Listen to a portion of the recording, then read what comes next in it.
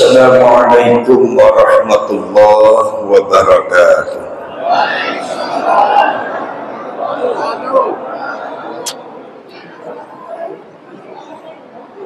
Bismillahirrahmanirrahim. Nahmadulillahumma ya man manaha ahbabahu bil waridatil ilahiyah wa syarha sudurahum bil fuyudatir rabbaniyah wa mala'a qulubahum bil ulumil ladunniyah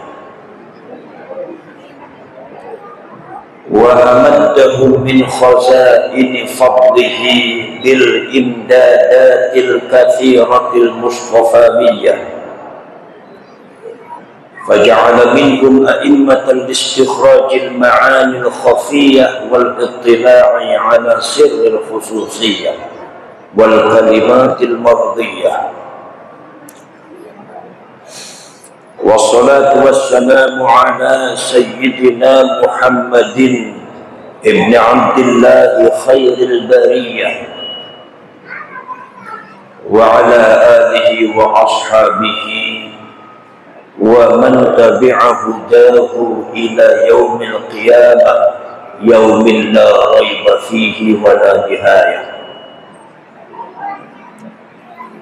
Rabbi shrah li sadri wa yassir li amri wahlul 'uqdatam min lisani yafqahu qawli. Subhanaka la ilma lana illa ma 'allamtana innaka antal alimul hakim. Shadaqallahul azim wa sadaqa rasuluhun nabiyul karim wa nahnu ala dhalika minasy syahidin wasyakirin walhamdulillahi rabbil alamin wa ba'd. Ma'asyiral mukarramin, para alim ulama, para kiai wa ashabal fadail, para sepuh bini sepuh, pejabat pemerintah, muslimin, muslimat, mukminin, mukminat, hadirin, hadirat, nahdiyin, nahdiyat, ansarin wal fatayat, pengurus NU, pengurus perjuangan wali Songo Indonesia Laskar Sabilillah, wabil khusus ini daerahnya namanya daerah apa?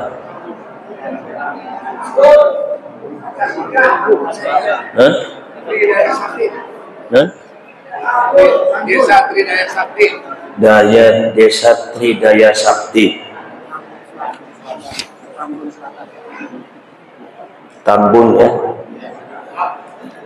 Alhamdulillah pada siang hari ini kita semua bersama-sama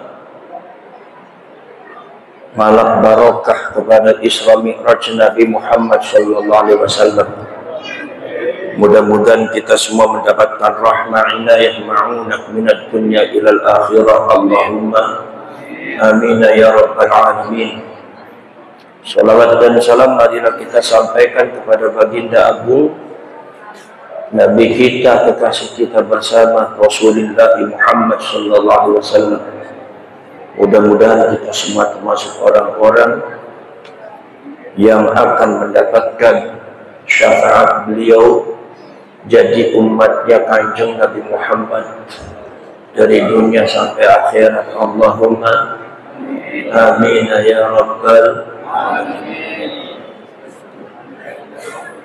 Saudara-saudara sekalian,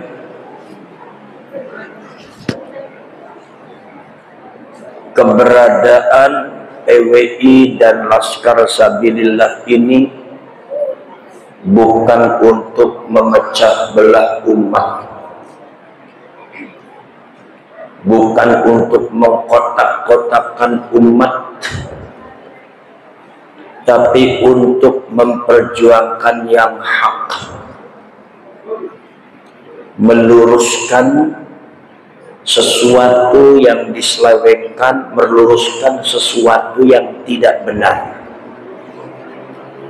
Karena sementara ini sudah banyak terjadi kejanggalan, ketidakbenaran yang terjadi di umat Islam, termasuknya warga NU. Ini yang bertahun-tahun tidak ada yang meluruskan. Ini dikhawatirkan akan mengakar, akhirnya terpati kepada masyarakat dan akan merugikan masyarakat, merugikan bangsa, negara, dan juga merugikan rakyat Indonesia, ke-NU-an, dan juga merugikan akidah Islam itu sendiri. Saudara-saudara sekalian, dulu ketika Kanjeng Nabi berbicara al-haq juga sama, di framingnya memecah belah Quraisy. Karena pada waktu itu orang Quraisy sedang tenang dalam kesesatan. Tenang tapi dalam kesesatan, sesat tapi tenang. Ada penyelewengan-penyelewengan akidahnya Nabi Ibrahim, ada penyelewengan-penyelewengan akidahnya Nabi Isa alaihissalatu wassalam, penyelewengan-penyelewengan kitab-kitabnya Allah yang dilakukan oleh orang-orang yang tidak bertanggung jawab, khususnya di kalangan Yahudi. Itu mereka senyap, mereka merayap dalam ketenangan masyarakat mereka bekerja. Makanya datanglah baginda Rasulullah, diungkapkan oleh Allah, ditampakkan semuanya, sehingga terjadilah ribut. Kanjeng Nabi datang bukan untuk memecah belah umat, tapi untuk membedakan, supaya masyarakat bisa membedakan at-tafriq bainal haqqi wal batil. Membedakan mana yang hak, mana yang benar, mana yang tidak benar, mana yang batil. Itu maksudnya. Supaya antara yang hak dan yang benar ini jangan hak benar dan batil ini jangan dicampur aduk. Makanya Al-Quran turun, wala talbisul haqqa bil batil wa taktumul haqqa wa antum ta'lamun. Jangan kalian campur adukkan antara yang hak dan yang batil, dan jangan kalian sembunyikan perkara yang hak sementara kalian tahu. Itu dilarang oleh Allah. Makanya kita sebagai rakyat Indonesia harus memperjuangkan yang hak, walaupun pahit. Qulil haqqa walau kana murran. Katakan itu hak sebenarnya seperti ini. Katakan bahwa ini benar, ini tidak benar. Walaupun pahit, kita harus berkata. Walaupun kita difitnah, kita harus tetap bekerja untuk benar. Walaupun kita difitnah, di framing tidak benar, tidak jadi masalah. Kanjeng Nabi juga dulu seperti itu. Dulu Kanjeng Nabi juga sempat diusir dari Mekah karena dianggap apa? Muhammad ini memecah belah umat. Muhammad ini membuat ribut, membuat gaduh di kalangan orang Quraisy. Orang Quraisy lagi tenang-tenangnya nyembah berhala. Orang Quraisy lagi tenang-tenangnya mempersembahkan binatang-binatang untuk berhala. Sudah mereka semua sudah mufakat dalam agama orang Quraisy. Tapi gara-gara datang Muhammad, akhirnya antar saudara ini dari kacau. Nabi Muhammad juga sama seperti itu kan. Makanya semua orang Quraisy meminta kepada Rasulullah, jangan bicara agama itu Muhammad, jangan bicara Allah Muhammad, jangan bicara Tuhan, jangan bicara Islam Muhammad. Kalau kamu ceramah, kalau kamu datang ke masyarakat, tolong jangan bicara itu.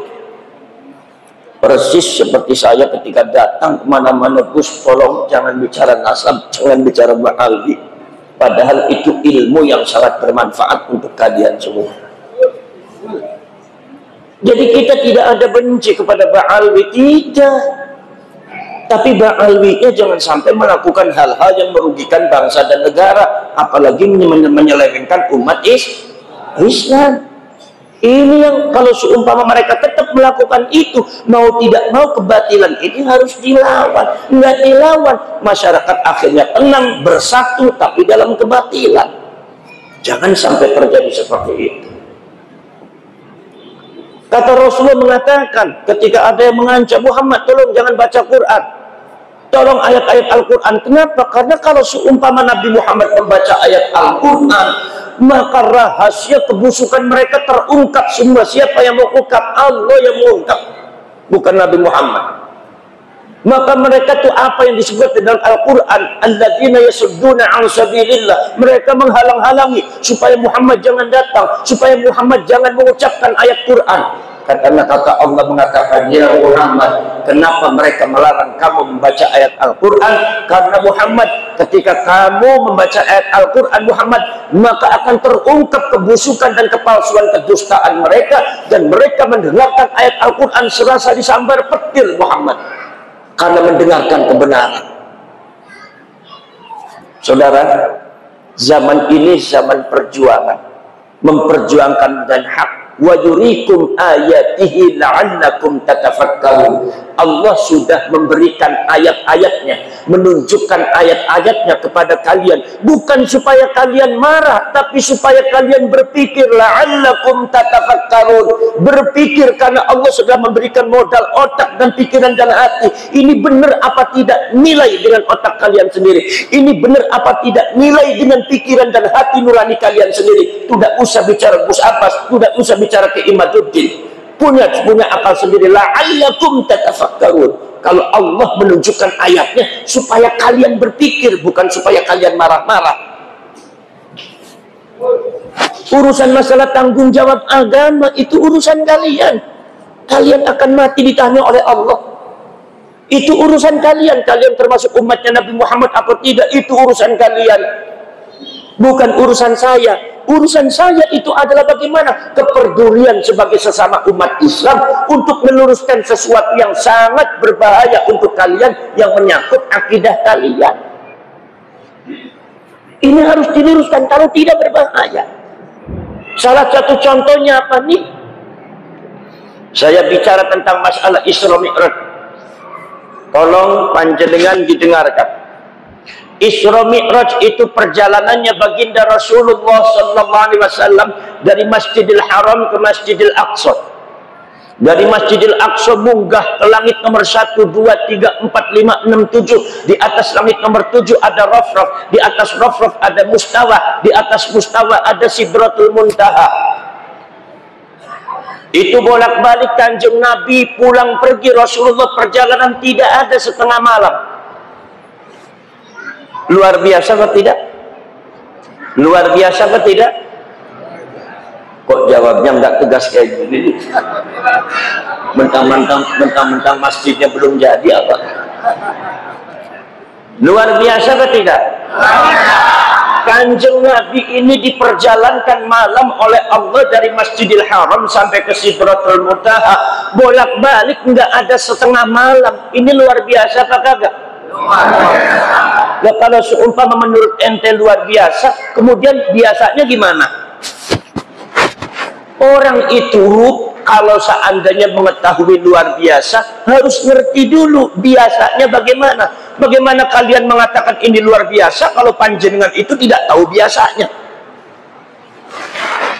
Biasanya kalau orang minum racun mati. Sekarang ada orang Tambun minum racun kagak mati, berarti luar biasa. Biasanya mati. Biasanya orang ketabrak mobil remuk, ini ada orang Tridaya Sakti, ternyata ketabrak mobil tidak remuk, malah badannya masih utuh. Luar biasa, luar biasa. Biasanya remuk. Ada orang kebacok, dibacok sama orang, ternyata itu keluar darahnya. Ini ada orang Tambun dibacok kagak mempan-mempan. Luar biasa, luar biasa. Biasanya mempan. Orang mengetahui luar biasa harus ngerti dulu biasanya apa. Biasanya kalau seumpama ada acara pengajian, kiainya datang, biasanya bukan suruh ngomong dulu, tapi suruh makan dulu biasanya. Ini di Tridaya Sakti malah suruh ngomong dulu, makanya nanti. Ini berarti sampai luar biasa apa enggak? Emang ente manusia luar biasa. Biasanya bagaimana? Ya makan dulu biasa. Tapi kagak apa-apa, ada gua mah terima aja. Biasanya kalau di kampung gua, di kampung saya itu kalau ada kiai datang biasanya disuguhnya makan, disuguhnya nasi sama lauknya. Ini kalau di Tridaya disuguhnya tisu, yang kagak apa-apa, udah sabar aja yang namanya jadi kiai. Sekarang saudara-saudara sekalian, Kanjeng Nabi diperjalankan malam oleh Allah dari Masjidil Haram sampai Masjidil Aqsa sampai ke Sidratul Muntaha, bolak-balik itu tidak ada setengah malam. Luar biasa tidak? Luar biasa. Biasanya gimana? Kagak tahu, ngedabrus sekarang. Ini berarti nggak benar, omongan yang tidak ilmiah, tidak argumentatif. Kemudian gimana Gus biasanya? Lah, saya datang di sini mau menerangkan biasa. Sebab apa? Orang Tambun senang ngomong luar biasa, tapi kadang-kadang nggak tahu biasanya, kurang kritis masalah itu. Makanya di pesantren biasa dibelajari ilmu mantik supaya ngerti logika. Lalu bertanya, jadi kalau begitu biasanya berapa hari Gus? Kalau kita seumpama pengen ke langit nomor 1, nih kira-kira kalau kita ke sana berapa hari kita? Kemudian kalau kita mau ke langit nomor 1 pakai apa kita? Kalau seumpama ngukur jarak, ngukurnya pakai apaan tuh? Ini harus diteliti saudara-saudara sekalian. Lah, makanya ada, yaitu adalah para saintis, para ilmuwan dari Jerman, ya, orang Jerman itu yang terkenal pinter-pinter, profesor-profesor yang kepalanya botaknya kayak di amplas. Itu subhanallah pernah mau ngukur kumpul dalam rangka apa? Merapatkan, merumuskan ini jarak bumi ke langit kira-kira berapa kilo. Orang Jerman jaraknya bumi ke langit dihitung. Orang Tambun ngitung utang aja kagak selesai-selesai. Betul lah, betul? Masya Allah, ini kira-kira berapa kilo nih? Berapa hari nih kalau ditempuh? Lo pakai apa ngitungnya? Kalau seumpama pakai motor kita, lo kecepatannya kurang. Pakai sesuatu yang paling tinggi cepatnya. Apa? Ya, itu adalah motor kalah sama mobil. Mobil kalah sama Mercy. Mercy kalah sama Jaguar. Jaguar kalah sama Lamborghini. Lamborghini kalah sama pesawat. Pesawat kalah sama jet. Jet kalah sama supersonic. Supersonic kalah sama pesawat Apollo. Pesawat Apollo paling cepat kalah sama pesawat Discovery NASA. Kalau pakai teknologi manusia kagak bakal selesai. Jadi harus sebagai apa? Pakai ciptaan Allah. Bagaimana caranya? Yaitu adalah kata orang-orang Jerman, mengukur ketinggian langit nomor 1 adalah dengan cara ini. Cahaya yang paling lambat 1 detik 30 km sampai 60 km. 1 detik bisa menempuh jarak 60 km. Dari Tambun sampai ke Cikampek itu satu detik, Pak. Motornya ente belum diserah, belum diselak, kemudian mobilnya ente belum disetater, itu cahaya sudah ada di Cikampek. Cepat, sangat cepat, luar biasa. Nah sekarang yang jadi masalah, kalau seumpama kita ngukur dengan cahaya ini, kira-kira kalau baterai kita semua, senter kita semua disorotkan ke atas, cahaya itu kira-kira nyampe di langit nomor 1 butuh waktu berapa hari? Kan harus dihitung. Orang Jerman kumpul semua, diukurnya pakai laboratorium, alatnya sudah ada, sinyalnya sudah dipasang, cahaya mati diluncurkan, tapi masih ada yang perlu dimusyawarahkan. Apa?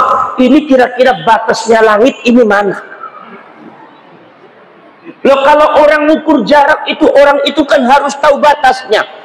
Jarak Tambun ke Tridaya, Tambun ke Cikampek berapa kilo? Nanti dulu jaraknya berapa kilo? Nanti dulu batasnya Cikampek mana, batasnya Tambunnya mana? Diukur batas dengan batas. Kalau seumpama belum tahu batas, lalu cara ngukur jaraknya gimana? Sekarang batas langit nomor pertama itu mana? Sampai dipertanyakan apa definisi langit? Yang namanya langit itu apa? Ini sedikit puyeng, nggak apa-apa dah, supaya sama-sama puyeng. Gua juga belum makan puyeng juga. Sedikit puyeng mumet nggak apa-apa ya.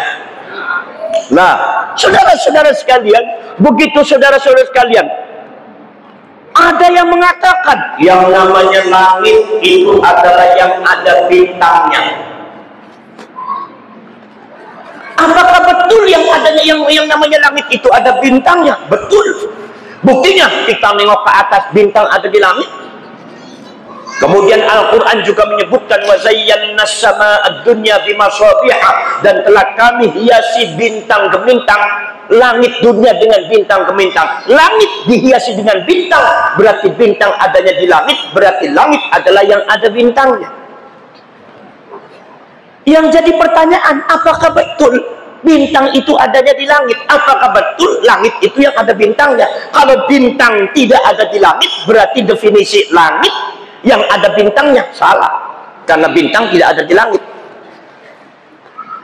Saudara-saudara sekalian, maka diteliti, ternyata fakta ilmiah dan data ilmiah disesuaikan dengan apa yang didahulukan oleh Allah di dalam Al-Quran. Wa khalaqallahu as-samawati wal arda wa ma bainahuma, dan Allah menciptakan 3 ruang. 1 ruang langit, nomor 2 ruang bumi, nomor 3 ruang ma bainahuma, antara langit dan bumi.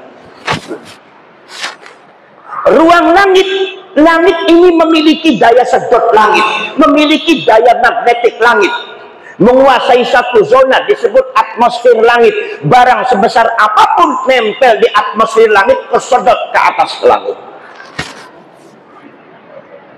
Bumi juga sama, memiliki daya magnet bumi yang disebut gravitasi bumi, menguasai 1 zona. Barang sebesar apapun nempel di atmosfer bumi bakal kesedot ke bumi, yang disebut jatuh. Itu kesedot ke bumi. Antara langit dan bumi ini ada ruang yang disebut dalam Al-Quran ma bainahuma, ruang antara langit dan bumi. Ini saling tarik menarik. Langit menarik ke atas 100%, bumi menarik ke bawah 100%, sehingga 100 dikurangi 100 sama dengan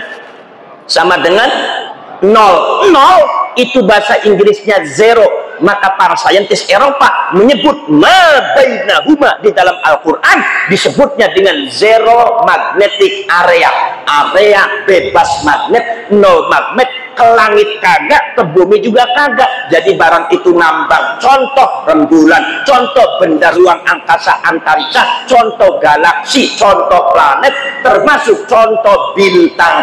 Bintang itu secara data dan fakta ilmiah ada antara langit dan bumi. Ke bumi jauh, ke langit pun jauh. Jadi kalau seumpama ente mengatakan bintang itu adanya di langit, dan yang namanya langit itu yang ada bintangnya, dasarnya Al-Quran wa zayyana as-samaa'a ad-dunya bimasabiha, telah kami hiasi langit dengan bintang gemintang.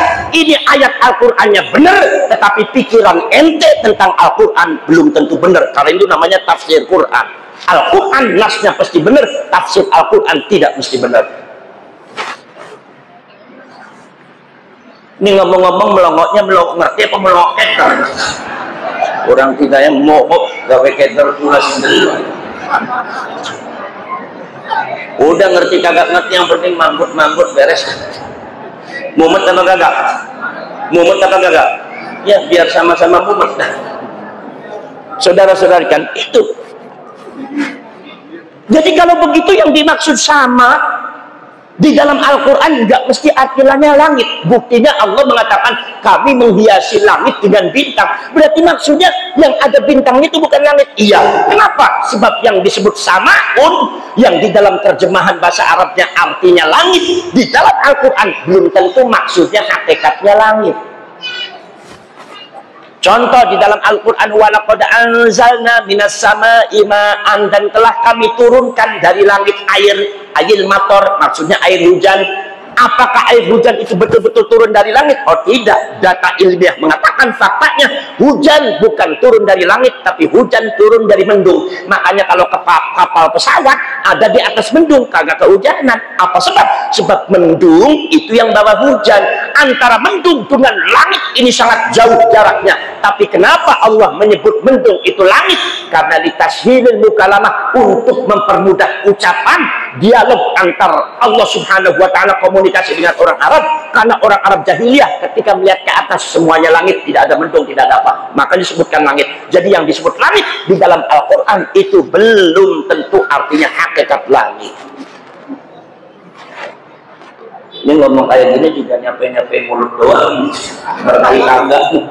Ya udah deh, ngerti kagak ngerti manggut-manggut beres. Ngantuk apa enggak Bu? Ngantuk apa kagak? Masa Gus siang-siang ngaji ngantuk? Emang kagak boleh ngantuk kalau siang? Yang namanya ngaji di pengajian ngantuk tuh bukan urusan malam doang, urusan ibu-ibu, bapak-bapak kalau ngaji di sini sama kiai pagi-pagi jam 9 pagi ngantuk apa kagak? Tetap ngantuk. Siang-siang lagi panas-panasnya kena angin AC ngantuk kagak?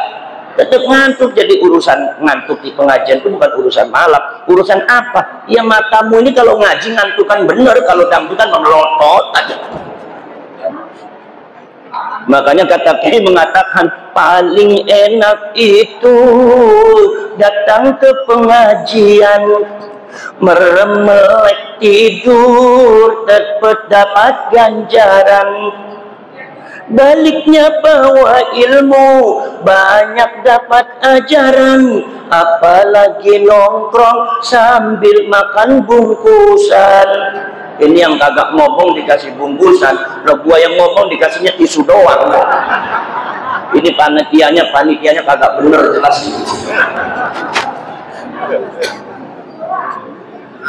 Ayo pada ngaji dekat ame ulama.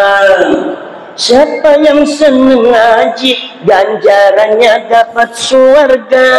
Siapa yang seneng ngaji ganjarannya dapatnya surga. Betul-betul. Allahumma. Pengen masuk surga apa kagak Bu? Kira-kira potongan panjenengan ini potongan surga apa potongan neraka? Kira-kira aja dah. Ayo, potongan surga, Gus. Potongan surga dari mana? Masa potongan surga hidung yang ngeblesek kayak gitu? Surga sebelah mana nyata hidung ngeblesek itu ya? Ayo kita berdoa besok masuk ke surga. Gimana caranya? Kalau ada kiai, ayo pada ngaji, jangan sampai bubar, sampai doanya kelar. Kalau doa belum kelar, belum selesai, jangan bubar Bu. Ini biasanya ibu-ibu nih sahibul bubar. Siapa yang bubar, gua doain mudah-mudahan lakinya pada kawin lagi. Saudara-saudara kan, nah. Jadi yang namanya langit itu apa? Saudara-saudara sekalian, ada lagi yang namanya langit itu yang warnanya biru. Makanya bapak-bapak waktu zaman dulu kalau seumpama muji ibu, merayu ibu, cintaku sebiru langit, emang pernah ngecat langit apa? Apakah benar biru-biru itu adalah warnanya langit? Apakah benar langit itu warnanya biru?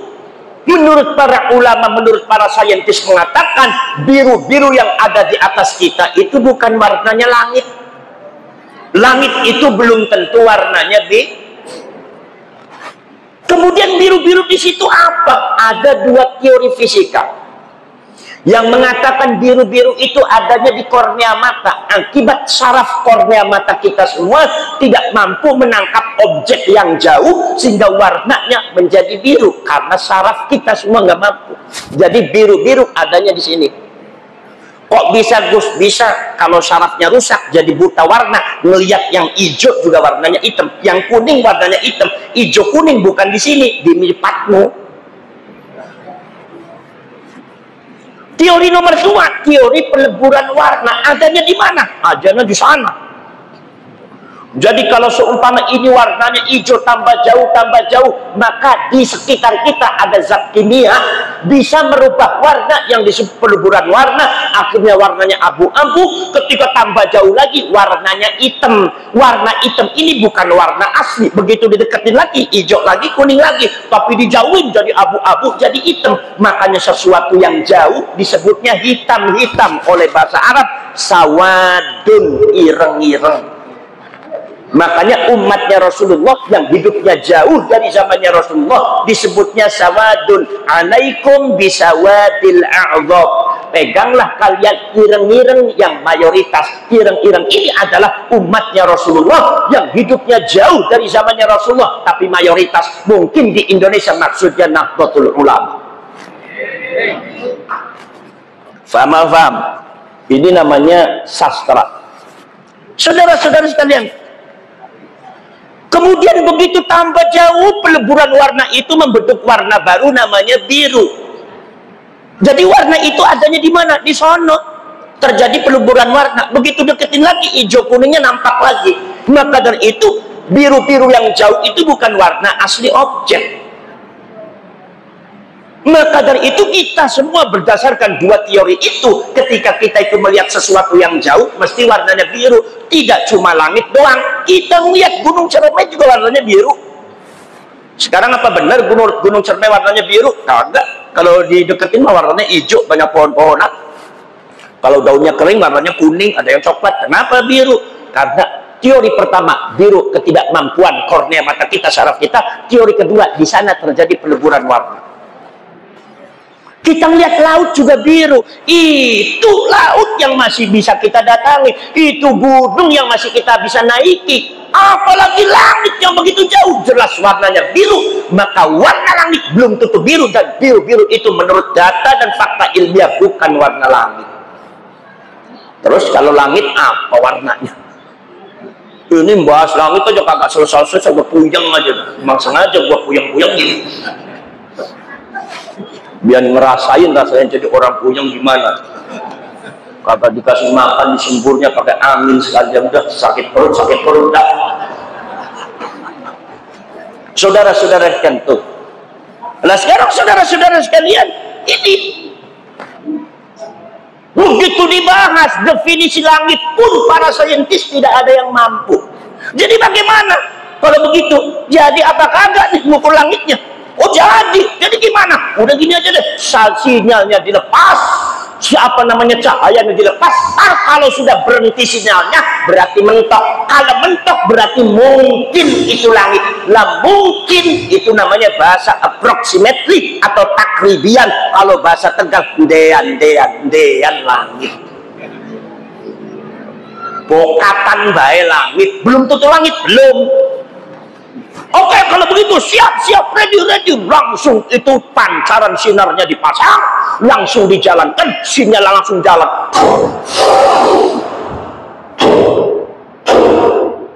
Sekali itu 500.000 kilometer kecepatan cahaya.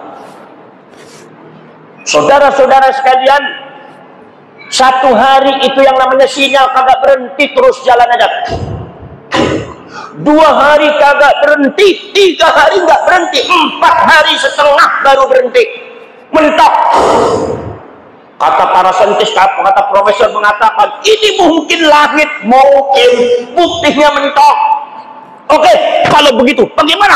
Kita selidiki. Begitu diselidiki, masya Allah, itu di layar itu sinyalnya itu 0,00000 itu banyak. Ini gimana cara ngitungnya? Berapa miliar kilometer? Begitu dihitung ternyata ratusan miliar kilometer, bahkan ratusan ribu miliar kilometer. Luar biasa. Dan ternyata setelah diteropong, bisa diteropong, ternyata itu bukan mentok di langit, mentok di salah satu orbit daripada ratusan ribu orbit yang menuju ke langit. Ini dari orbit pertama. Udah kalau begini, beberapa ratusan orbit itu kita hitung yang kira-kira jaraknya seumpama kita samakan, seumpama jaraknya sekian, hitung semua kira-kira sampai ke langit itu nomor 1 berapa? Dihitung. Begitu dihitung, kesimpulannya spektakuler, luar biasa, menggegerkan jagat dunia. Apa? Itu cahaya 1 detik bisa 60 km, ternyata sampai ke langit nomor pertama membutuhkan waktu tidak kurang dari 300 tahun. Umurnya Kanjeng Nabi berapa? 63 tahun. 63 tahun nyukupi apa kagak? Seumpama Kanjeng Nabi itu pergi sendiri ke langit nomor pertama aja, kagak nyukupi. 300 tahun kecepatan cahaya, bukan kecepatan manusia. Kecepatan cahaya 300 tahun ke langit nomor pertama, kedua, ketiga, keempat, kelima, keenam, ketujuh, 300 kali 7 udah 2100 tahun. 2100 tahun di atas langit nomor 7 ada Raf Mustawa Sidratul Muntaha, berarti 10, 300 kali 10 udah 3000 tahun mentok ke Sidratul Muntaha. Itu baru bolak, belum baliknya, bolak-balik 3000 tambah 3000, 6000 tahun diperkirakan kecepatan cahaya itu bisa nyampe ke bumi lagi, membutuhkan waktu tidak kurang dari 6000 tahun. Itu catatan ilmiah sementara, dan berdasarkan perkiraan 1 detik cahaya bisa 60 km, membutuhkan waktu bolak-balik Sidratul Muntaha ke bumi lagi, membutuhkan waktu 6000 km apa 6000 tahun. Sementara Kanjeng Nabi setengah malam kagak ada. Luar biasa apa kagak? Ini namanya ilmu. Tahu, luar biasa. Biasanya 6000 km kecepatan cahaya. Makanya luar biasa, luar biasa. Karena luar biasa, saudara-saudara sekalian, maka disebutnya yang namanya Mi'raj itu namanya mukjizat. Mukjizat ini bagian daripada al-khirqah, keluar biasaan. Makanya kata Al-Imam Ahmad An-Naqsyabandi, seorang ulama besar mazhab Thariqah Naqsyabandiyah, di dalam kitab Jami'ul Usul fil Awliya mengatakan bahwasanya ini yang namanya mukjizat asalnya dari khirqah. Al-khirqah di sini asalnya dari Jauharatun Nubuwah, mutiara kenabian. Jauharatun Nubuwah asalnya dari khususiyatun nubuwah, keistimewaan kenabian. Khususiyatun nubuwah itu dari pangeran, dari Allah, diberikan untuk manusia, bukan sembarang manusia, tapi manusia yang dipilih, yang disebut al-insanul mukhtar. Manusia yang dipilih ketika menerima khususiyatun nubuwah, manusia itu akan menjadi nabi dan rasul. Sekarang nabi yang terakhir siapa? Nabi yang terakhir siapa? Apa mungkin ada nabi lagi setelah Nabi Muhammad? Makanya Rasulullah mengatakan la nabiyya ba'di, tidak ada nabi setelah aku. Maka tidak ada lagi mukjizat setelah aku. Karena khususiyat nubuwahnya dicabut. Sekarang saudara-saudara sekalian, maka khususiyatun nubuwah ini khusus untuk nabi. Dari khususiyatun nubuwah keluar Jauharatun Nubuwah, mutiara kenabian. Dari Jauharatun Nubuwah keluar al-khirqah, keluar biasaan atau mukjizat. Dari mukjizat keluar apa yang disebut dengan Isra Mi'raj. Maka orang Isra Mi'raj itu adalah dari khususiyatun nubuwah. Maka tidak ada pun seseorang yang bisa melakukan Isra Mi'raj, tidak ada seorang pun yang dimi'rajkan oleh Allah kecuali para nabi dan para rasul. Artinya kalau seumpama ada orang tambun mengaku dirinya dimi'rajkan oleh Allah Subhanahu wa ta'ala, ini secara tidak langsung dia mengaku dirinya jadi nabi. Benar apa kagak? Kita tegas itu tidak benar. Kenapa? Karena nubuwah sudah ditutup dengan Kanjeng Nabi Muhammad SAW. Betul? Betul? Nah ini saudara-saudara, ini kalau kagak diterangin muter nih, ente salah paham terus, jadi harus muter dulu dah. Nah ini saudara-saudara, yang jadi polemik di antara kalangan-kalangan ba'alina habaib ini, menyebarkan satu faham-faham doktrin-doktrin di kalangan masyarakat Tambun dan Bekasi. Ini sesuatu mazhab yang sangat berbahaya bagi Islam kita, dan harus ada yang berani mengatakan. Kalau nggak berani, bubar sekalian. Saudara-saudara sekalian, kenapa? Karena Ba'alwi itu catatannya ada. Di samping sudah dicelamakan oleh oknum-oknum habaib dan Ba'alwi masalah yang berkaitan dengan Al-Fadihul Mugaddam, yaitu adalah Habib Muhammad bin Ali Ba'alwi. Mbah buyut mereka katanya dimi'rajkan oleh Allah ke Sidratul Muntaha 70 kali. Saya mau bertanya dulu dah, kira-kira nih orang hidayah percaya apa kagak? Percaya apa kagak? Berarti insya Allah dapat hidayah. Jadi nggak usah ada gusabas, nggak usah ada keiman, udah berarti percaya sendiri. Ini yang maksud saya, selamatkan diri kalian. Kalau saya nggak penting keiman, nggak penting, itu urusan kalian kok. Ketika kalian percaya itu sangat berbahaya. Saudara-saudara sekalian, ini saudara, Dan di dalam catatan buku-bukunya ada. Saya itu membaca buku-buku daripada karangan Ba'ali yang disebut peradaban baru tentang masalah keislaman. Bukan sekedar mau menggeser Nahdlatul Ulama, mau menggeser Indonesia, mau menggeser peradaban Wali Songo dan leluhur kita yang di Indonesia, sekaligus mau menggeser peradaban Islam yang ada. Makanya semuanya kalah. Sahabat digeser, tabi'in digeser, Imam Syafi'i digeser, Syekh Abdul Qadir digeser, geser semua. Semua kalah sama Habib dan semua kalah Ba'ali. Kalah sama mereka semua. Ini sangat berbahaya karena ini peradaban baru. Saudara-saudara sekalian, kata Imam Ghazali apa? Kata Imam Ghazali yang namanya Mi'rajnya Rasulullah itu adalah afdalul mu'jizat ba'dal Quran. Paling utamanya mukjizat setelah Al-Quran. Ini alal itlaq, mutlak. Mulai zamannya Nabi Adam, Nabi Nuh sampai Nabi Isa, mukjizat yang paling utama adalah Al-Quran. Nomor 2 adalah Mi'raj, bukan sekedar mukjizatnya Kanjeng Nabi. Makanya para nabi itu tidak pernah dimi'rajkan oleh Allah. Setingkat Nabi Adam tidak pernah, Nabi Nuh tidak pernah, Nabi Ibrahim, Nabi Sulaiman, Nabi Dawud, Nabi Ismail, Nabi Musa, Nabi Isa, Nabi Harun, Nabi Syu'aib, Nabi Hud. Tidak ada yang satu orang pun yang pernah dimi'rajkan oleh Allah seperti Rasulullah. Kenapa? Karena saudara-saudara, mi'raj itu maksusun li Rasulillah. Ini dikhususkan untuk Kanjeng Nabi persis sama seperti Al-Quran.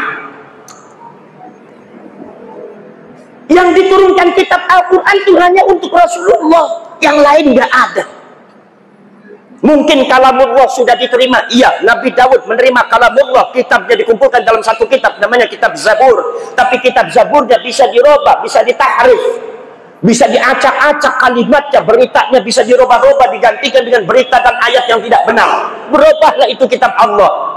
Itu juga sementara juga Nabi Musa juga Taurat dirubah lagi, Nabi Isa juga Injil dirubah lagi. Tetapi untuk Kanjeng Nabi Muhammad menurunkan khatamun nubuwah, yaitu adalah kenabian yang terakhir ditutup oleh kitab Al-Quran. Al-Quran ini kitab yang tidak akan bisa dirubah oleh manusia. Maka dari itu kitab Al-Quran hanya khusus turun untuk baginda agung Nabi besar Muhammad sallallahu. Jadi artinya kalau seumpama ada orang merasa dirinya mendapatkan Al-Quran dari Allah, kitabnya tidak bisa dirubah, kita bisa pastikan kadzab, pembohong, tidak betul itu. Kalau seumpama ada yang percaya, bisa keluar dari akidah Islam. Karena apa? Quran hanya untuk Rasulullah. Karena Al-Quran itu adalah mukjizat yang paling utama, alal itlaq, secara mutlak keseluruhan mukjizat. Ini akidah Islam. Ini akidah Ahlus Sunnah wal Jamaah. Ini akidah yang dibawa oleh Nahdlatul. Setelah Al-Quran kemudian apa? Mi'raj.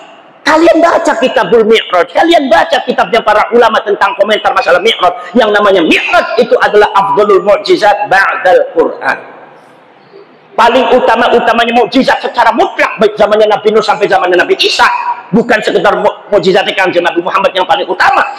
Setelah Al-Quran itu Mi'raj. Kenapa? Karena Allah tidak akan memi'rajkan lagi seseorang. Nabi pun tidak pernah dimi'rajkan kecuali Rasulullah. Maka mi'raj itu maksusun li Rasulillah, khusus untuk Kanjeng Nabi. Maka dari itu saudara-saudara, ketika ada seseorang selain Kanjeng Nabi mengaku dirinya dimi'rajkan oleh Allah, kita sudah bisa pastikan ini kadzab, pembohong, enggak benar, sesat, menyesatkan umat. Ini kita harus tegas sebagai orang Islam. Apa yang melotot-melotot sama gua itu? Kalau bicara Pak Ali dipelototin doang ini, Mas. Paham? Paham kagak? Ini masalahnya apa ini? Mbak Alwi di dalam kitab-kitabnya seperti itu ada kagak percaya, datang ke pesantren gua, tunjukin kitabnya. Qala al-faqihul muqaddam Muhammad bin Ali Ba'alwi mengatakan, inni urijabi ila sidratil muntaha. Ila sidratil muntaha, saya dimi'rajkan oleh Allah ke sidratul muntaha. Berarti tidak bisa ditakwili sholat, karena ke sidratul muntaha, sholat mah di musola. As-sholatu mi'rajul mu'minin, iya, karena di musola. Itu artinya takwilnya beda. Kalau ila sidratil muntaha berarti mi'raj beneran. Paham apa enggak? Jadi kalau seumpama Ba'alwi itu mengklarifikasinya dengan cara ini maksudnya adalah sholat, kagak bisa wong ila sidratil muntaha sampai ke sidratul muntaha. Kan ila di sini namanya lintihail ghayah. Atau kalau orang santri intihaul ghayah, sampai ke sidratul muntaha, berarti tempat ini. Al-Faqihul Muqaddam katanya saudara-saudara kali itu katanya di dalam kitab-kitab Ba'alwi disebutkan dalam rangka mendoktrin, mengagungkan klan-klan mereka, mengagungkan supaya kalian itu terpaku, mengagungkan, memuliakan, sehingga seolah-olah mereka adalah umat yang suci, tidak tersentuh oleh hukum syariat, tidak ada dosanya, tidak tersentuh oleh hukum dan undang-undang negara, sehingga pemerintahnya ambivalen, hukumnya juga ambivalen. Maka di branding semacam itu, seolah-olah Faqih Muqaddam betul bisa mi'raj ke Sidratul Muntaha. Kita bahas kalau seumpamanya itu memang betul dawuhnya ucapan Al-Faqihul Muqaddam, katanya inni urijabi ila Sidratul Muntaha, itu dawuhnya persis seperti dawuhnya Rasulullah, inni urijabi ila Sidratul Muntaha. Kalau memang itu adalah ucapannya Faqih Muqaddam, berarti Faqih Muqaddam mengatakan dirinya bisa dimi'rajkan oleh Allah, berarti sama dengan mengaku dirinya mendapatkan mukjizat. Kalau seumpama mengaku dirinya dapat mukjizat, berarti sama dengan mengaku dirinya mendapatkan khususiyatun nubuwah, keistimewaan kenabian. Keistimewaan kenabian itu tidak Allah turunkan kecuali para nabi. Berarti Al-Faqihul Muqaddam secara tidak langsung mengaku dirinya nabi, dan kita harus tegas, nabi yang terakhir, Nabi Muhammad khatabun nubuwah. Berarti Al-Faqih Muqaddam ini karena pembohong. Orang benar, beli benar, nggak benar, jangan kalian percaya. Inilah gunanya PWI dan Laskar Safili. Paham? Paham apa enggak? Loh, kalau seumpama saya bicara seperti ini, apa saya memecah belah umat? Jawab. Apa saya mengadu domba? Dari mana unsur mengadu domba? Dari mana unsur mengadu memecah belah umat? Bukan memecah belah umat, memecah antara yang hak dan batin, menyelamatkan umat. Ini saudara-saudara, yang jadi masalah yang namanya pergerakan Ba'alwi dan Habib selalu menyerang orang-orang yang mengaku dirinya nabi, seperti Ahmad Musaddiq, Lia Amududdin yang mengaku dirinya malaikat Jibril. Biar perempuan jangan ngaku dirinya malaikat Jibril, makanya kata orang Cirebon mah nok Jibril, neng Jibril, perempuan si Jibrilnya. Saudara-saudara sekalian, untung ditangkap polisi. Makanya kata kiai-kiai di Jakarta ngomong, polisi Indonesia paling hebat. Jangankan maling, perampok, Jibril aja ditangkap. Saudara-saudara sekalian, coba termasuk siapa tuh yang si Tugimin, yang antara Jasun, Jawa, Sunda itu kan nabinya nyaman Tugimin. Nah kalau nabinya Tugimin, sholawatnya gimana? Masa sallu ala Tugimin, sallallahu ala Tugimin, ya kagak enak lagunya itu, nggak jelok. Betul betul. Selalu mereka para Ba'alwi menyerang orang-orang yang mengaku dari nabi.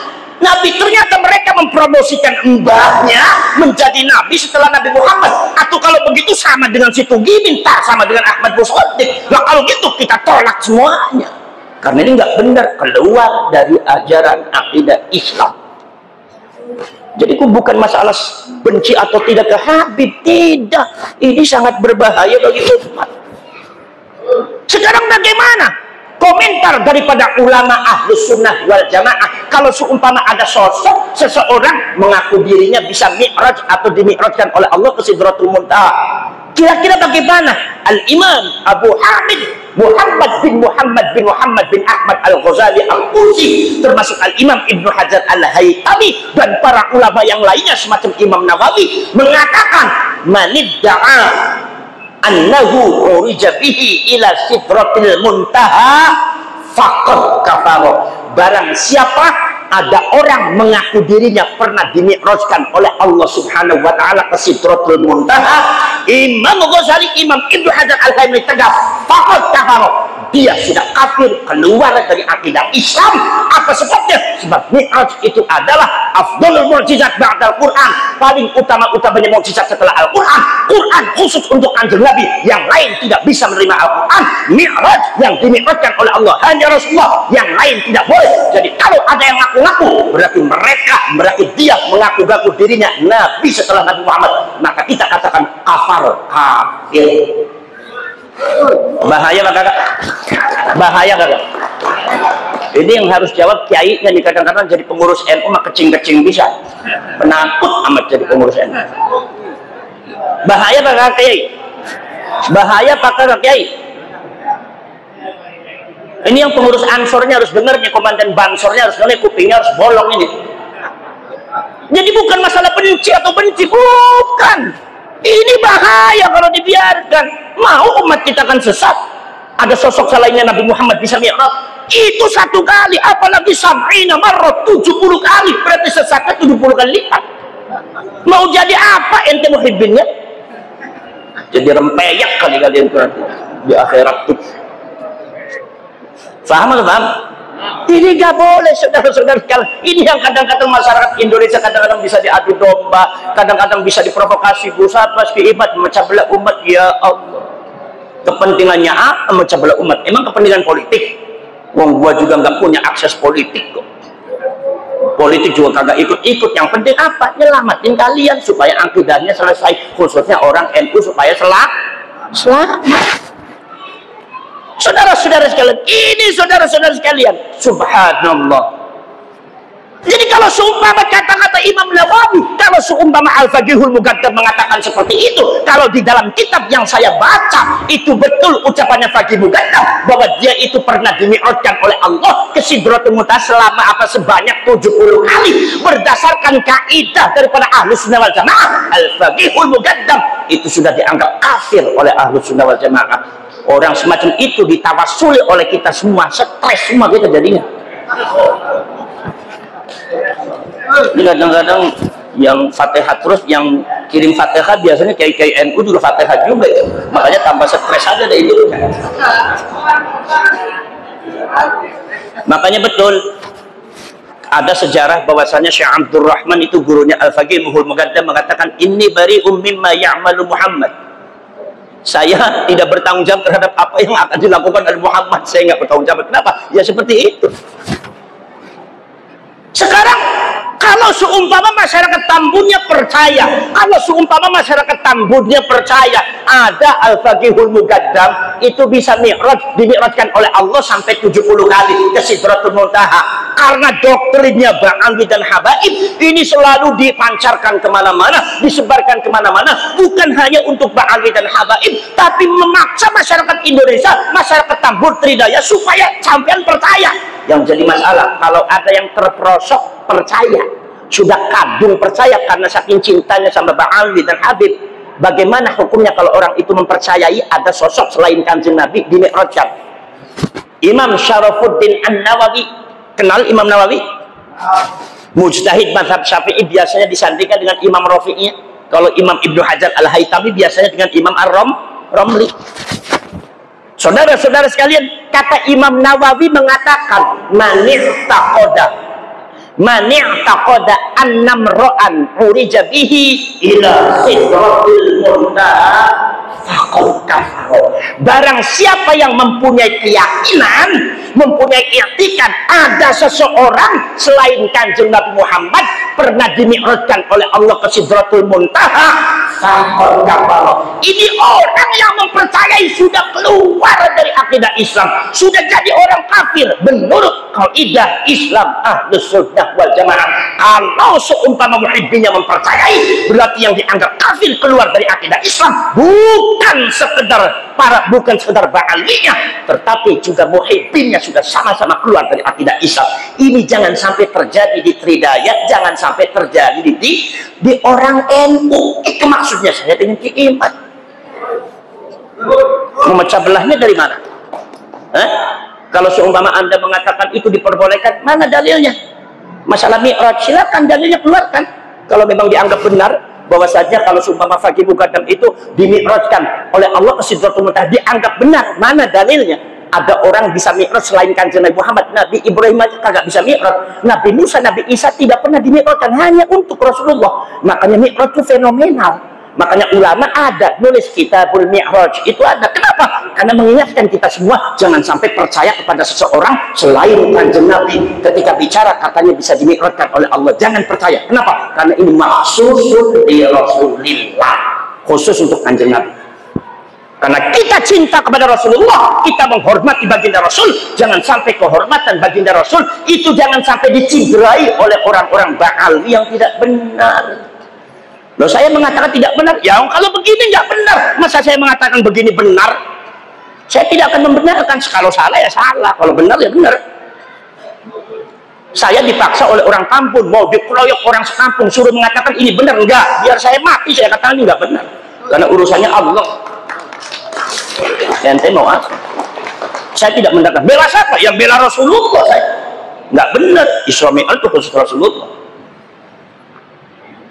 Tapi kalau kalian baca, ini yang ditenggelamkan oleh Ba'alwi itu bukan sekedar Kanjeng Nabi. Kanjeng Nabi ditenggelamkan. Kanjeng Nabi Mi'raj sekali, Ba'alwi Faghi Muqaddam 70 kali. Tewas itu Kanjeng Nabi. Kalah nggak Kanjeng Nabi? Kalau kalah nggak? Kanjeng Nabi Isra Mi'raj cuma sekali, Faghi Muqaddam 70 kali. Kalah mana itu? Kanjeng Nabi kalah. Ini kalau diikuti oleh orang kampung itu, ya Allah, na'udzubillah min. Jangan sampai kalian itu ikut ke Habib pengen mendapat syafaatnya Rasulullah karena dianggap sebagai cucunya Rasul. Begitu sampai di akhirat kalian tidak boleh masuk surga karena bukan umatnya Rasulullah. Mau apa kalian sudah di akhirat? Kenapa? Kamu percaya kepada ada sosok selainnya Nabi Muhammad bisa Mi'raj, itu sudah kafir. Kalau sudah di akhirat sudah berapa? Nggak bisa ditolong. Saya nggak bisa bicara, saya nggak bisa nasihatin kalian di akhirat. Kenapa? Ya udah akhir ke akhirat. Itu udah urusan kalian. Tapi selagi masa dia ada di dunia, biar saya capek bagaimanapun ngantuk sampai di sini kagak dikasih makan, kagak apa-apa. Gua yang penting mah gua mangap aja dah. Tapi yang ngomong-ngomong nih orang Hidayat pelit-pelit amat. Ada kiai kagak dikasih makan, pantesan buat masjid juga kagak jadi. Paham? Ini yang ditenggelamkan bukan sekedar Rasulullah juga, sahabatnya Rasulullah itu ditenggelamkan. Ini kalian harus tahu. Bagaimana kalian baca kitabnya, jangan cuma menyangkal marah-marah, baca kitabnya. Ada kitab Al-Ghurar karangannya Ali As-Sakra, rujukan daripada Ba'alwi ke Al-Ghurar, itu mengatakan saudara, wala nufaddilu alaihi ahadan illa ayyakuna minal anbiya'i wal mursalin. Mereka mengagungkan Faghi Muqaddam Muhammad bin Ali Ba'alwi, mengatakan kami bangsa Ba'alwi, bangsa Habaib tidak akan mengunggulkan seseorang di atas Faghi Muqaddam kecuali para nabi, para rasul. Berarti Faghi Muqaddam menurut para Ba'alwi dan Habaib itu setingkat di bawah nabi dan rasul, tetapi nyatanya 70 kali lebih daripada Nabi Muhammad. Berarti sahabat kalah, Nabi Muhammad pun kalah. Kalau sumpah Muhammad Al-Faghi Muqaddam di bawah para nabi, para rasul, berarti Faghi Muqaddam di atas sahabat, di atas Sayyidina Abu Bakar As-Siddiq, di atas Sayyidina Umar bin Khattab, di atas Sayyidina Utsman bin Affan, di atas Sayyidina Ali bin Abi Thalib, di atas Sayyidina Abdullah bin Abbas, Sayyidina Abdullah bin Mas'ud. Padahal kaidah Ahlus Sunnah wal Jamaah mengatakan seperti daunnya Kanjeng Nabi, khairul quruni qarni tsumma alladzina yalunahum tsumma alladzina yalunahum. Sebagus-bagus generasi adalah generasiku, kemudian generasi yang sesudahnya dan sesudahnya, sahabat tabi'in dan tabi'in. Mufakatnya Ahlus Sunnah wal Jamaah berdasarkan daunnya Kanjeng Nabi. Menurut Ba'alwi tidak, Al-Faghihul Muqaddam di atas para sahabat, di atas Imam Syafi'i, di atas tabi'in, di atas tabi'in. Ini namanya menyalahi aturan akidah Ahlus Sunnah wal Jamaah, mengagungkan klan mereka di atas yang lain. Ini bahaya, Pak. Loh, sahabat, jangankan sahabat, kalau sahabat ditenggelamkan itu masih agak mending, sama-sama manusia. Kalau Rasulullah dipecundangi itu masih rada mending karena Rasulullah juga manusia. Allah juga ditenggelamkan oleh Ba'alwi. Allah, siapa Allah itu? Pangeran. Sekarang saya tanya, selain Allah yang lebih hebat ada apa enggak? Ada yang lebih hebat dari Allah? Ada apa enggak? Ba'alwi mengatakan, dan ini ada di dalam kitabnya, termasuk juga saudara-saudara kalian, dipidatokan, diceramahkan oleh oknum-oknum Ba'alwi, disebarkan ke masyarakat, memaksa masyarakat Indonesia suruh percaya. Apa? Ada seorang Habib ini bin ini bin ini. Itu Allah subhanahu wa ta'ala kalau mau menurunkan musibah harus izin dulu sama Habib ini. Di mana mata saya nggak merah, di mana hati saya nggak marah. Ini harus izin sama Habib. Kalau seumpama Habib ini mengizinkan, maka diturunkanlah itu musibah. Kalau seumpama Habib ini tidak mengizinkan, maka musibah tidak diturunkan. Jadi kalau jadi yang namanya musibah dari zaman dulu sampai hari kiamat itu diturunkan oleh Allah berdasarkan izin dari Habib ini. Berarti artinya Habib ini memiliki otoritas lebih besar daripada Allah, memiliki kekuasaan lebih besar dari Allah. Habib ini hidupnya kapan? Seumpama abad ke-18, abad ke-19. Katanya musibah mulai zaman dulu. Berarti dari mulai zamannya Nabi Nuh, Nabi Adam. Berarti mereka menganggap Habib ini punya zat yang qadim seperti Allah subhanahu wa ta'ala, bahkan bisa mengatur Allah. Allah pun ditenggelamkan oleh mereka. Mulut ini tidak berbicara, nggak bisa, Pak. Harus bicara kepada kalian. Kalian mau mengusir saya, kalian mau membunuh saya, tapi saya harus bicara karena itu nggak benar.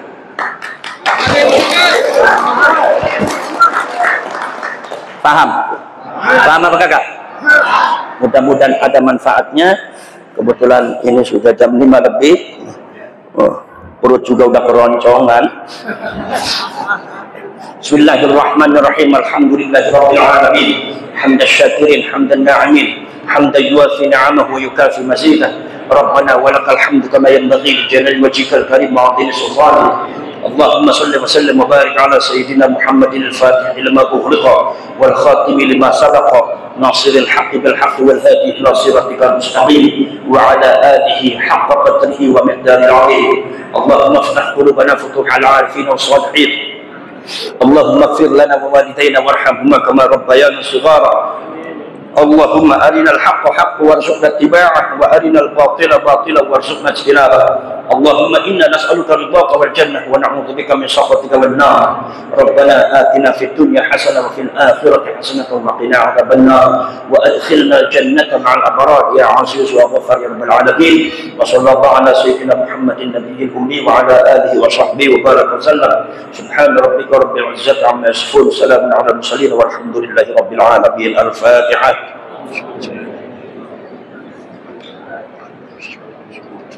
صراط الذين أنعمت عليهم غير المغضوب عليهم ولا الضالين. Maka saya minta kepada kalian bahwasannya secara tiga ilmiah, sampai dari mulai ilmu nasab, ilmu filologi sampai ilmu genetika, sudah terbukti bahwa Ba'alwi dan Habaib itu bukan cucunya Rasulullah ilmiah. Maka kalau ilmu itu sifatnya Allah, melawan ilmu melawan Allah. Sepinter apapun, sehebat apapun kalian akan dijatuhkan oleh Allah, karena kalian melawan Allah. Wujud kita baqa mukhalafatu lil hawadits qiyamuhu bi nafsihi wahdaniyat qudrat iradah. Melawan ilmu, melawan Allah. Secara ilmiah mereka bukan cucunya Rasulullah, sudah dipelajari. Di samping DNA dengan sejarahnya sudah sama. DNA-nya Yahudi Askenazi, sejarahnya juga Syiah Ismailiyah, Yahudi Askenazi, cuma di Indonesia berkamuflase menjadi Ahlus Sunnah wal Jamaah yang disebut taqiyah, berkamuflase menyembunyikan diri seolah-olah mereka adalah Ahlus Sunnah wal Jamaah. Nah, padahal kalau kita perhatikan beda. Memanggil pimpinan-pimpinan mereka tuh imam, al-imam, imam. Makanya ada Habib Rizik sebenarnya imam besar, imam ini, imam itu udah ciri khas Syiah. Ya. Kemudian juga kuburannya dihiasi, menghias kuburan, sehingga ketika orang itu tawajuh ketika ziarah ke makamnya Ba'alwi, itu karena kuburannya bagus, tawajuh kepada Allahnya kurang, tawajuhnya kepada sahibul maqbarah. Ini bedanya NU dengan Ba'alwi. Kalau NU kalau ada haul biasanya haulnya di rumah, kuburan mah cuma dibersihin aja. Jadi tidak dihias. Kalaupun dihias saja sementara aja. Kemudian juga Kalau acara di kuburan juga dihiasnya juga sementara aja, tidak selamanya, bahkan juga tidak begitu mewah. Sehingga kenapa sih seperti itu? Supaya kalian tawajuhnya tetap kepada Allah, bukan kepada yang punya kuburan. Orang yang punya kuburan juga minta doa kepada kita, manfaat doanya kita. Tapi kalau Ba'ali tidak, karena Syiah Ismailiyah, mereka oleh Imam Ghazali mengatakan wa ajdaduhum ya'budunal maqabir, mbak mereka menyembah kuburan, wa yaj'aluna maqabirahum masajid, menjadikan kuburan mereka seperti masjid. Kuburan mereka lebih hebat dari masjid. Jadi orang Syiah itu lucu, jadi bangun kuburan tiang, rajin bangun kuburan, tapi kagak mau bangun masjid. Mau sholatnya mah kotak aja, menghadap Allah kotak aja, tapi kalau menghadap Ba'ali, ya Allah, itu kuburannya luar biasa. Sudahlah di branding Allahnya kalah sama Ba'ali, sudahlah di branding Nabi Muhammad ya kalah sama Ba'ali, sahabat walinya kalah Ba'ali. Begitu masuk kuburannya mewah, kalian lupa sama Allah, lupa sama Rasulullah, lupa sama wali, lupa sama sahabat, ingatnya sama sahibul makbarah. Itu sudah musyrik, itu sudah penyelewengan akidah. Makanya hati-hati aja, hati-hati kalau kalian begitu. Makanya kita secara ilmiah diharamkan memiliki keyakinan bahwa Ba'ali itu cucunya Rasulullah. Itu haram karena mereka adalah genetikanya Yahudi Askenazi. Ini ilmu. Jadi kalian jangan benci, ilmu itu dari Allah. Wa yurikum ayatihi la'allakum tatafakkarun. Yang menciptakan genetika siapa? Allah itu. Cuma lewat tangan manusia. Yang menciptakan mobil pesawat itu Allah, cuma lewat tangan manusia. Tatafakkarun, mikir kalau Allah. Kalau saya sudah mengucapkan bagaimana kedustaan cerita mereka, ajaran mereka, kita berpikir, jangan lalu fanatik marah-marah. Pikir ini benar gak? Kecerdasan kalian itu namanya umatnya Rasulullah. Supaya jangan mudah diselewengkan. Maka barang siapa yang masih memiliki keyakinan bahwa Ba'ali itu adalah cucunya Rasulullah, itu dosa besar. Man kadzaba alayya muta'ammidan falyatabawwa maq'adahu minan nar.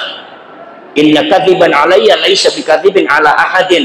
Yang namanya bohong atas nama orang lain tidak sama dengan bohong atas nama aku. Barang siapa yang bohong atas nama aku, siap-siap melebu neraka, siap-siap tempat duduknya dari api neraka. Manid da'a ila ghairi abihi fal jannatu alaihi haram. Ini Kanjeng Nabi. Barang siapa yang mengaku-ngaku dirinya bukan sama bapaknya, bukan pada bapaknya, apalagi sama Rasulullah, ngaku cucunya Rasulullah padahal bukan cucunya Rasulullah, fal jannatu alaihi haram. Ini Kanjeng Nabi yang dawuh, bukan saya. Surga itu haram bagi dia. Jangan sampai kita pun di akhirat diharamkan, naudzubillah min. Makanya benar itu bukan kata kita, benar itu kata Al-Quran dan hadis, benar itu kata fakta dan data ilmiah. Itu namanya benar, bukan kata kita. Betul. Makanya Allah mengatakan al-haqqu min rabbik, kebenaran itu dari Tuhanmu, dari Allah. Mudah-mudahan ada manfaatnya. Hadza wa fadlu amrillah wallahu basirun bil ibad wallahu muwaffiq ila aqwamit thariq. Wassalamu alaikum warahmatullahi wabarakatuh.